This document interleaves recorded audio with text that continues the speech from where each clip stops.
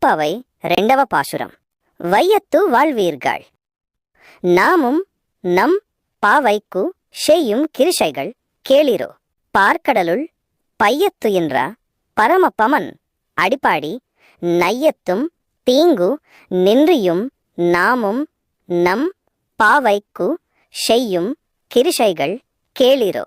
பார்க்கடலுள் பையத்துயின்ற பரமபமன் அடிப்பாடி நையத்தும் తీంగు నిండ్రియుం దేశమెల్లాం మార్గళి నీరాడ మగిళ్దేలో రెంపావాయ్. భావం సులభంగా. ఈ లోకంలో జీవించే ఓ ప్రజలారా, మన పావై వ్రతం కోసం చేయబోయే క్రియలు ఏమిటో వినండి.